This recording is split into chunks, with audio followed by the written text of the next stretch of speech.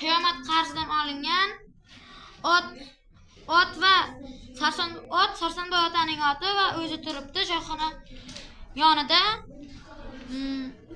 Sarsonboy ota har haftaning qaysi kuni choyxonaga borar edi? Yakshanba kuni. Barakalla. Demak, biz loyihashimizni shu narsani tavsiyaladik, to'g'rimi? To'g'ri. Barakalla. Demak, o'quvchilar bu loyihasiga necha baho beramiz? Otlar ham joyida, choyxona ham, Sarsonboy ota ham, derazaning hattoki o'quvchilar siniq ko'zigacha nima qilishibdi?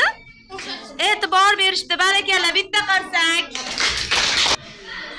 Sabina, bu qaysi asar? Baliq ovi Qamchilik Kenjalik baliq ovi asari. Aha. Bunda aka uka baliq ovlashga kelayotgani, baliqxo'r amakini mehmonga kelayotgani tasvirlangan. Aha. Erta bahorda baliq ovlashayotganini tasvirlaganman. Barakalla, juda ham ajoyib. Bu kim ekan? Ukasi. Bu ukasining ismi kim edi? Kamron. Kamron, bu esa Komil ekan. Bu ularning uchasimi? Barakalla, juda ham chiroyli loyiha ishi bo'pti. Ayniqsa toshlar haqiqiy yopishtirilibdi. Barakalla. Sabinaga 5 baho qo'yamizmi?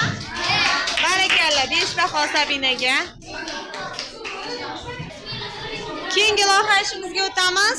Keyingi loyiha ishimiz Durdona bilan Shohjahon ishlari. O'quvchilar e'tibor beramiz. Durdona, bu qaysi asar?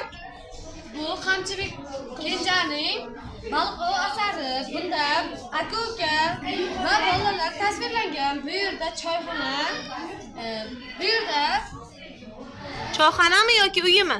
uyi va karavoti tasvirlangan. Aha. Bu yerda akasi ilonni tutib aylantirayotgani, ukasi esa baliqni tutishga harakat qilingani tasvirlangan. Barakalla.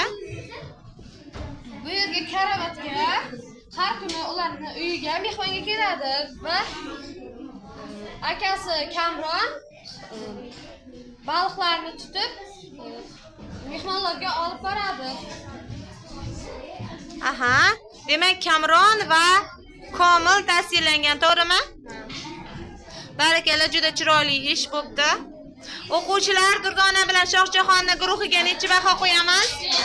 5 baho. Barakalla, juda ham chiroyli.